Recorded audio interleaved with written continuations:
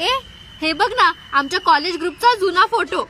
हा आमचा मित्र हर्षल. एवढा चांगला मुलगा होता ना, पण त्याला एक मुलगी सोडून गेली. त्यानंतर असला दारू प्यायला लागला ना, पार बेवडा झालाय. आणि तो समीर कोण होता? अरे तो आहे ना आमच्या ग्रुप मधला सगळ्यात कॉमेडी मुलगा होता. नुसतं येडे चाळे करायचा. पण तो आहे ना 4-4, 5-5 दिवस आंघोळच नाही करायचा. नुसते जुने जुने कपडे घालायचा, घाणेरडा. सागर कोण?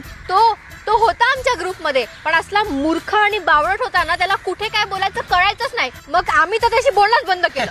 बरं केलं. मला सांग, तू एकदा मुस्कान नावाच्या मुलीबद्दल काहीतरी बोलला होता. ती कोण होती? ती मुस्कान. एक पोरगी.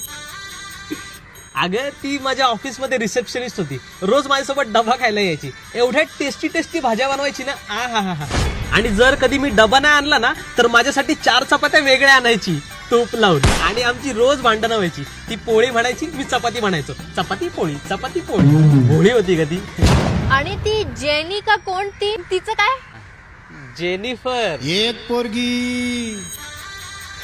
अगं ते आम्ही क्रिकेट खेळायला जायचो ना, तिकडेच आमची ओळख झाली होती. ती आमच्या सोबतच खेळायची. तुला सांगतो, एवढी भारी बॉलिंग करायची ना ती.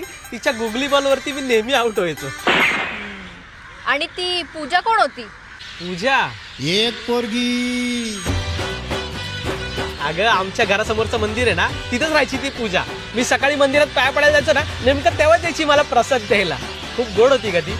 पण गेल्याच महिन्यात तिचं लग्न झालं. तू एक काम कर, त्या पूजा सोबत त्याच मंदिरात जाऊन दुसरं लग्न कर. आणि बोलो त्या मुस्कानला तुला तुपाच्या पोळ्या बनवून द्यायला. आणि कोणती जेनी का फेनी, तिच्यासोबत 11 पोळं काढ आणि वेस्ट इंडिजची टीम बनव. पण माझ्याशी यानंतर बोलू नकोस. अरे खत्म.